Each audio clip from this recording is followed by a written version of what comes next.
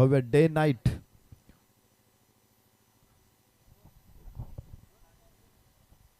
भगवा चषक धमाका स्पर्धेमध्ये आपलं सर्वांचं मनपूर्वक स्वागत. चौथ्या दिवसाच्या सत्रातल्या या मॅचेस आपल्या समोर आहेत. खरं तर या पूल मधल्या 4 संघांच्या मॅचेस संपन्न झालेल्या आहेत आणि या पुढच्या 4 संघांच्या मॅचेस आता सुरू आहेत. केटी बॉयज खेळले तळवली विरुद्ध दसई ब्लास्टर्स. या 2 संघांमध्ये दसई ब्लास्टर्सची फलंदाजी आपण पाहिली. 5 षटकांमध्ये त्यांनी बनवल्यात 49 धावा आणि 50 धावांचं लक्ष्य केटी बॉयज खेळले तळवली संघाबरोबर. पहिला चेंडू टाकेल त्यावेळेस टाइम नोट होतो इथे 2:34.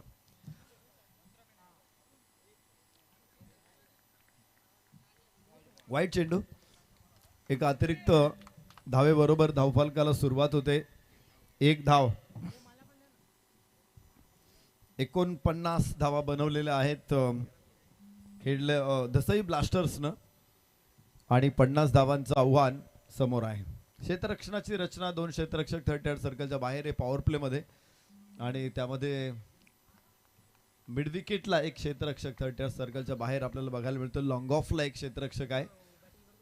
या क्षेत्ररक्षणाच्या पाठीमागे काहीतरी योजना जरूर असणार आहे. आपण नेहमी मिड विकेट लॉंग ऑनला एक क्षेत्ररक्षक बघतो, तर इथे लॉंग ऑफला क्षेत्ररक्षक आहे आणि मिड विकेट लॉंग ऑनच्या मध्ये क्षेत्ररक्षक आहे. गोलंदाज डाव्या हाताने over the wicket. Yes, back to bowler. Follow through मध्ये अगदी समोर आहे चेंडू. फलंदाजाच्या धाव मिळणार नाही इथे. धाव फलक तिथेच आहे. 2 धावा. पहिलं षटक सुरू आहे. डावखुरे हाताचा गोलंदाज आहे आणि एखादा फटका लेंथ बॉलला जर इनसाइड आउट खेळला तर कदाचित तो कव्हर करण्यासाठी लॉंग ऑफला क्षेत्ररक्षक आहे. शॉर्ट एक्स्ट्रा कव्हरला क्षेत्ररक्षक 38 सर्कल बॅकफुट पॉइंट आहे. त्याचबरोबर शॉर्ट थर्ड मॅन 4 क्षेत्ररक्षक ऑफ साइडला 38 सर्कल वरती आहे. तर शॉर्ट फाईन लेग आहे, बॅकवर्ड स्क्वेअर लेग आहे, मिड विकेट आहे. असे 3 क्षेत्ररक्षक आपल्याला ऑन साइडला 38 सर्कल वरती बघायला मिळतील. हा चेंडू आहे. Length ball. यस, खेळायचं होतं अक्रॉस द बॅट. लाईनला ब्रेक करत फटका खेळायचा होता, क्रॉस करत फटका खेळायचा होता, मात्र फसलेला फटका आहे. पहिलं षटक प्रभावी ठरतंय. केवळ 2 धावा आतापर्यंत धाव फलकावरती आलेल्या आहेत. सूरज गोलंदाजी करतो. 2 चेंडू लागोपाठचे निर्धाव इथे आपल्याला बघायला मिळतात. पुन्हा लेंथ बॉल इथे लॉंग ऑफच्या हातामध्ये. यस, जी योजना होती तिथे क्षेत्ररक्षक आहे आणि झेल टिपलेला आहे. पहिला फलंदाज बाद.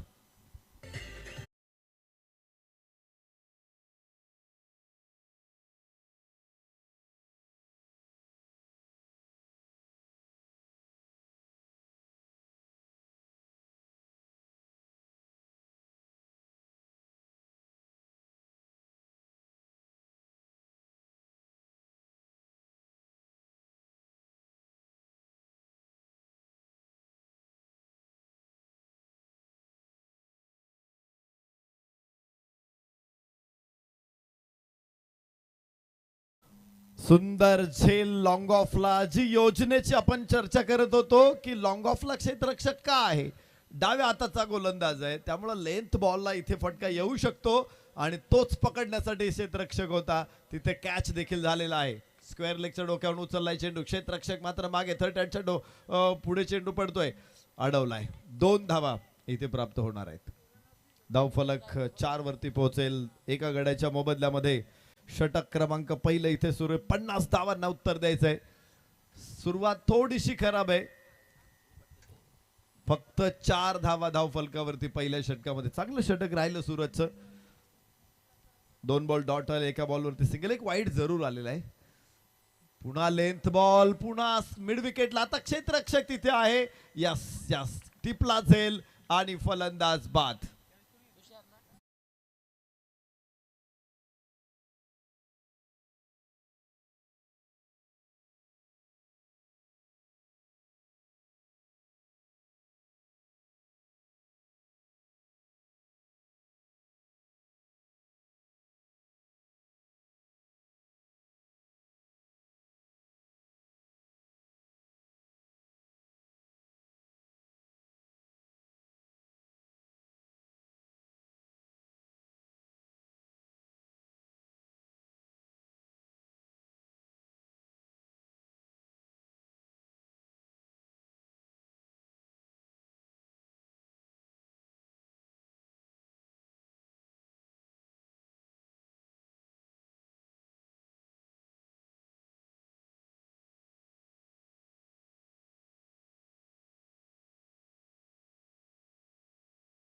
राहिली सूरजची. खर तर त्याने जो प्लॅन केला होता, मिड विकेट आणि लॉंग ऑफला क्षेत्ररक्षक ठेवले होते, बरोबर त्यांच्या हातामध्ये फलंदाजाने झेल दिलेले आहेत. या पाठीमाग त्याची स्ट्रेंथ त्याला माहिती आहे, फलंदाजांचे विकनेस त्याला माहिती आहेत, आणि म्हणूनच हे जे जाळं टाकलं होतं त्या जाळ्यात दोन मोठे फलंदाज पहिल्याच षटकामध्ये सापडलेत. 2 गडी बाद 4 अशा नाजूक अवस्थेमध्ये केटी बॉईज खेळले तळवली. नवीन फलंदाज जयदेव स्ट्राईक एंडवरती, अतुल नॉन स्ट्राईक एंडवर, आणि गोलंदाज उत्तम आहे. सुरुवात इथे सूरजने केली होती, आता उत्तमला उत्तम कामगिरी करायची. वाह, लेंथ बॉल उजव्याच्या बाहेर, इथे निर्धाव ठरेल. स्टंप पाडले होते का यष्टीरक्षकाने, पण बेल्स खाली पडलेल्या नसाव्यात. धावफलकावरती आपण बघतोय धावा 4 आहेत.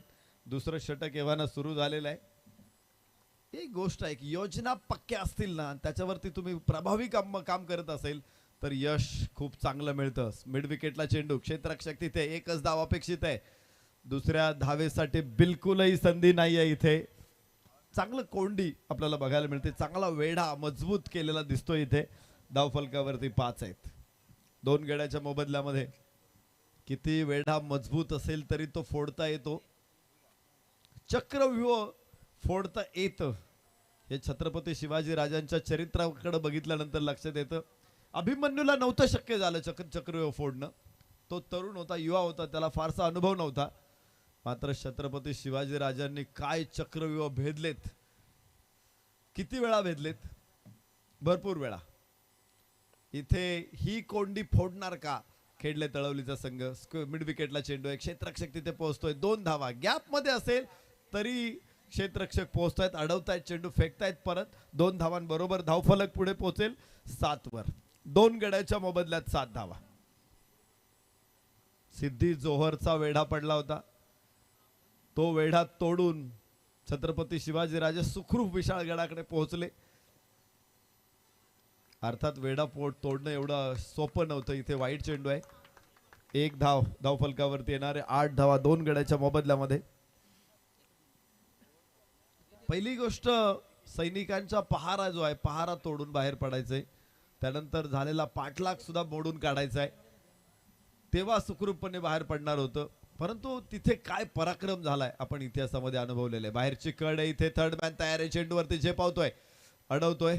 थ्रो थोडासा खराब आहे, मात्र त्याला वेळेस रिकव्हर केलं जात आहे. 1 धाव केवळ प्राप्त होणार आहे. धावफलक पुढे पोहोचेल 9 धावा 2 गड्याच्या मोबदल्यामध्ये.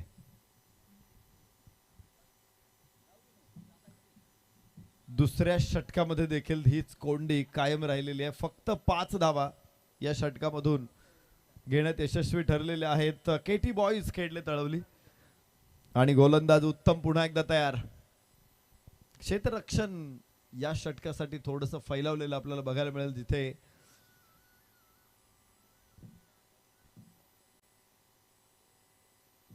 दोन क्षेत्ररक्षक बाहेर होते, इथे आता 3 बाहेर असणार आहे. स्क्वेअर लेग, लॉंग ऑन आणि डीप एक्स्ट्रा कव्हर. याबरोबर थेट क्षेत्ररक्षक तिथे समोर आहे. फलंदाज बाद, तिसरा धक्का केटी बॉईज खेळले तळवलीला.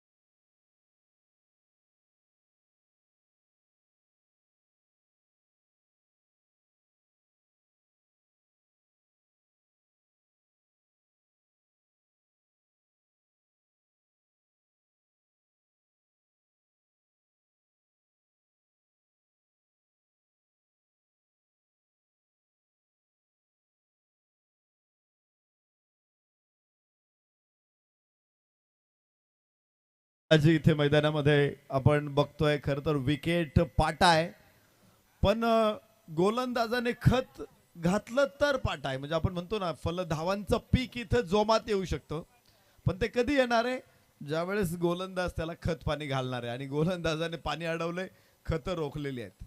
इथे उंचावीमध्ये चेंडू, क्षेत्ररक्षक पुन्हा खाली, झेल टिपला जाईल. चौथा फलंदाज दुसऱ्या षटकामध्ये पुन्हा बाद. 4 गडी बाद 9. षटक क्रमांक 2 संपलेली आहेत.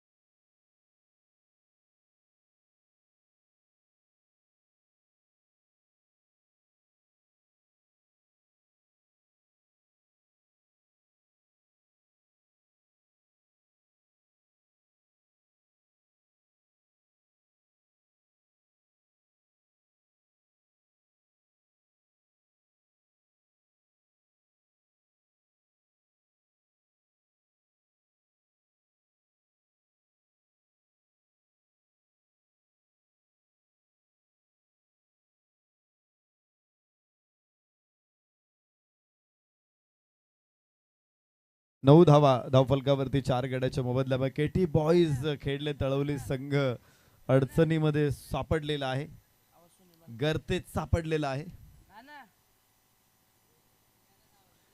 खाईत सापडलेला आहे. मात्र अजूनही वेळ गेलेली नाही. 18 चेंडू शिल्लक आहेत आणि 18 चेंडू मध्ये 41 अजून धावांची आवश्यकता असेल. 18 चेंडू 41.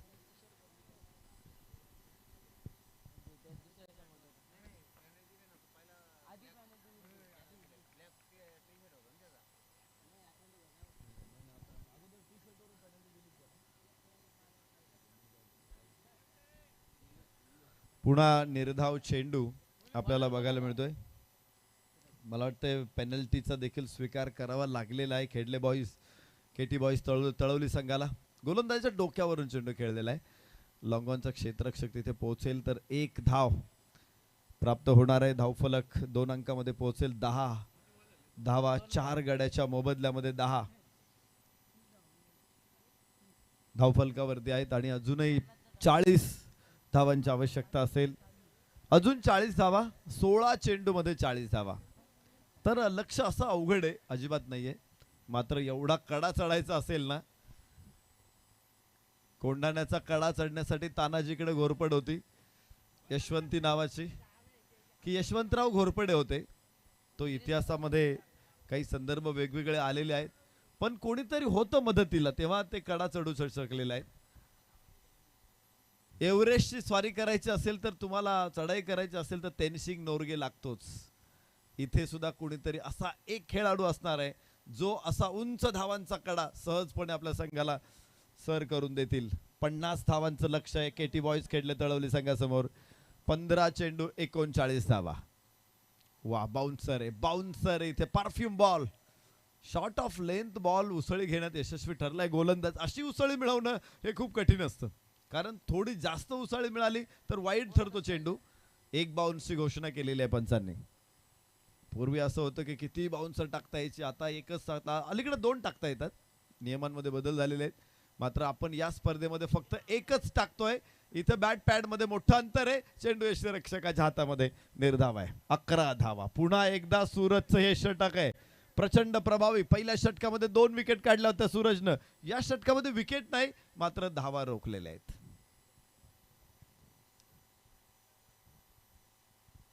काय गोलंदाजी इथे, वाह वाह.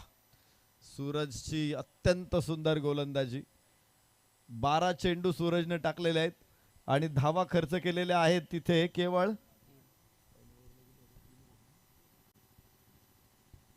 7 धावा आहेत. सूरजचं लग्न झालेलं आहे की नाही मला माहित नाही. हा झालंय, हा घरी वहिनी सांगतील की संक्रांतीला साडी 5,000ची होती, मी तो 2,000ला घेतली. पण सूरज सुद्धा सांगेल आता घरी गेल्यावरती 12 चेंडू टाकलेत, फक्त 7 दिलेत.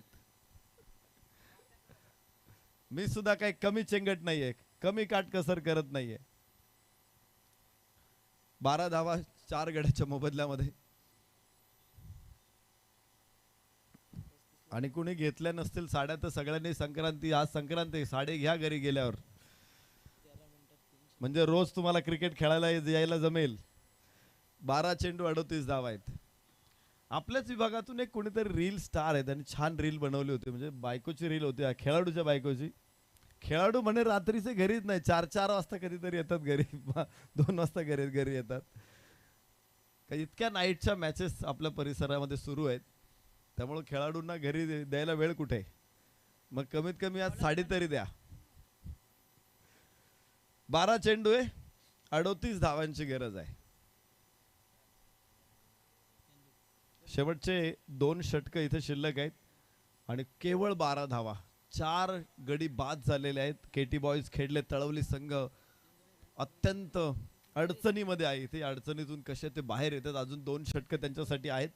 ड्रिंक ब्रेक संपल्यानंतर सामन्याला पुन्हा एकदा सुरुवात होणार आहे.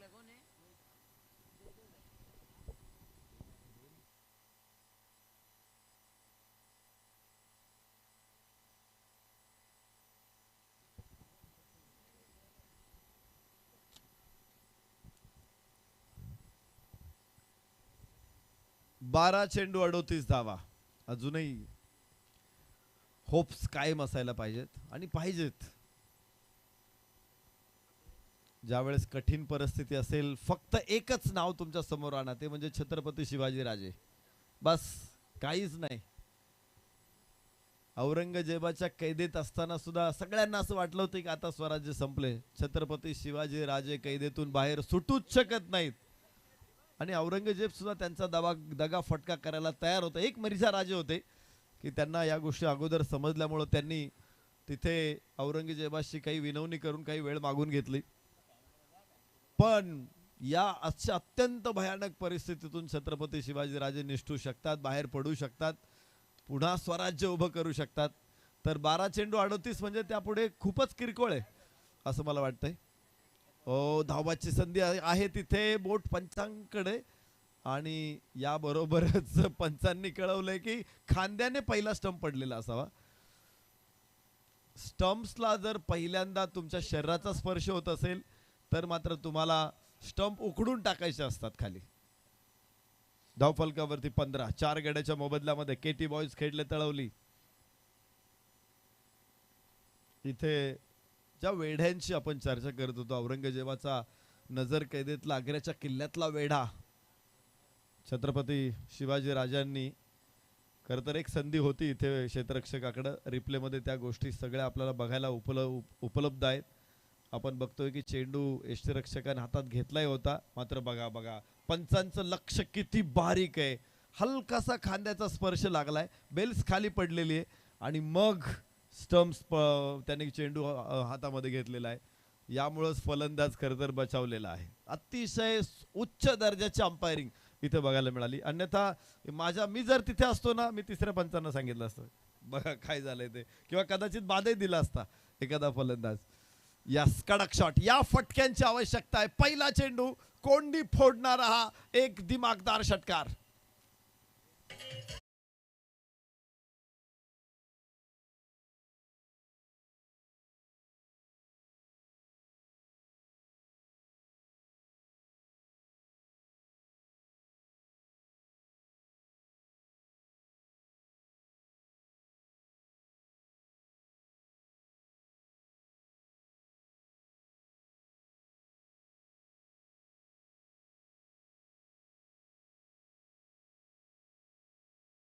वंटात ओयासिस दाखवणारा हा षटकार आहे. 21 धावा धावफलकावर. 8 चेंडू 29 धावांची आवश्यकता आहे.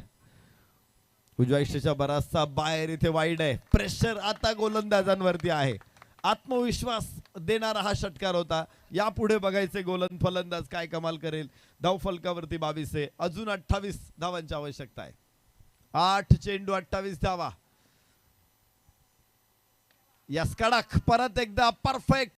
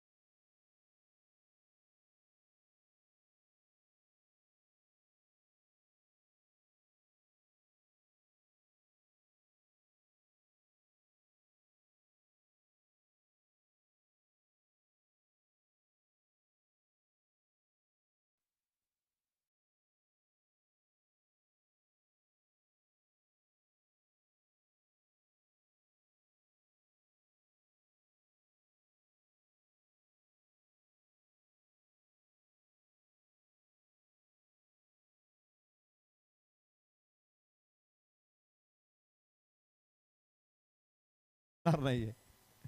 अख्खा पर्वतच हनुमानांनी आणला होता मूर्छित लक्ष्मणाला जीवदान देण्यासाठी. ओ क्लीन बोल्ड. पर्वत सोडा, पर्वतावरचा एक खडा सुद्धा उचलू देत नाही तिथे दसई ब्लास्टर्स. शेवटचा चेंडू 18 धावांची गरज आहे.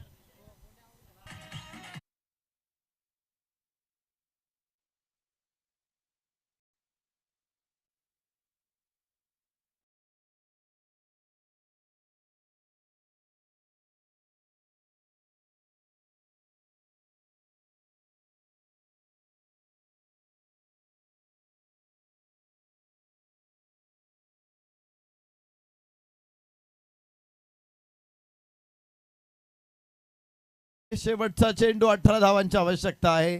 दसई ब्लास्टर्स विजयाच्या उंबरठ्यावरती उभे आहेत आणि याचबरोबर लागोपाठचे 3 फलंदाज इथे बाद होत आहेत आणि हॅट्रिकची देखील नोंद होईल.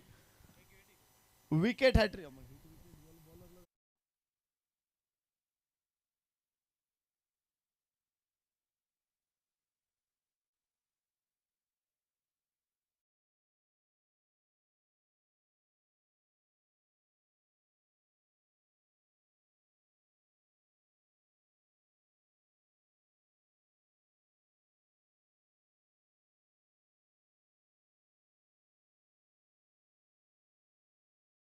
होता त्याला चंदूने चांगली साथ दिली. पाठलाग करत असताना गिरीश व्यतिरिक्त कोणीच केटी बॉईज साठी फलंदाजी करू शकलेलं नाही. गोलंदाजीमध्ये देखील आकाश, जयदेव, अतुल देव यांनी प्रयत्न केले जरूर. एका बाजूने मात्र निलेशनं 4 धावांमध्ये 3 विकेट काढल्यात, तर उत्तम, सूरज यांनी सुद्धा 2-2 विकेट काढल्यात. रोहितनं देखील 1 विकेट काढली आणि धाव आपण म्हणतो ना वाहत्या गंगेत हात धुवून घेतलेला आहे. तर एकूणच हा सामना 17 धावांनी दसई ब्लास्टर्सनं जिंकलेला आहे.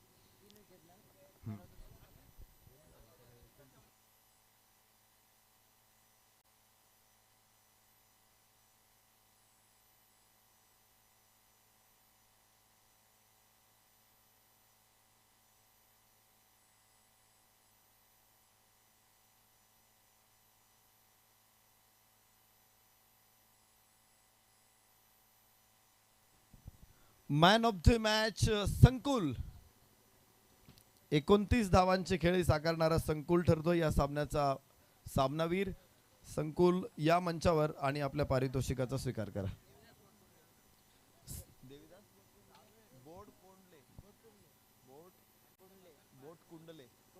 बरोबर ना, बोट कुंडले ना. सन्मान्य देवीदासजी बोटकुंडले यांना विनंती आहे, आपण या मंचावर आपल्या शुभ हस्ते मॅन ऑफ द मॅच पुरस्कार दिला जातोय. बिग बॉस सुनील माळी क्रीडा मंडळ आंबेळे खुर्द आयोजित भगवा चषक धमाका आणि आजच्या 4थ्या दिवसातील पहिल्या फेरीची मॅच आपण पाहिली. तर दसई ब्लास्टर्स सामना जिंकला. या सामन्यातला man of the match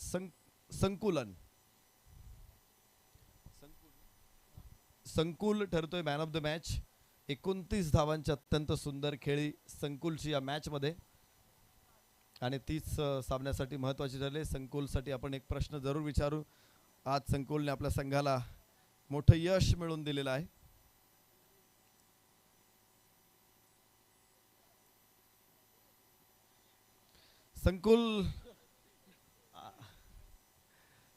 संकुलची bat फक्त बोलते, तो माईक वर बोलू शकत नाही. मात्र एक जबरदस्त खेळी करणारा संकुल आपण पाहिला, सामनावीर. त्याचबरोबर हा सामना संपल्यानंतर लगेचच पुढचा सामना आपल्या समोर सुरू होणार आहे, तेव्हा आस्वाद घेऊ समालोचन कक्षातून, अर्थातच निखिल ठोंबरे सरांच्या आवाजामध्ये. थँक्यू.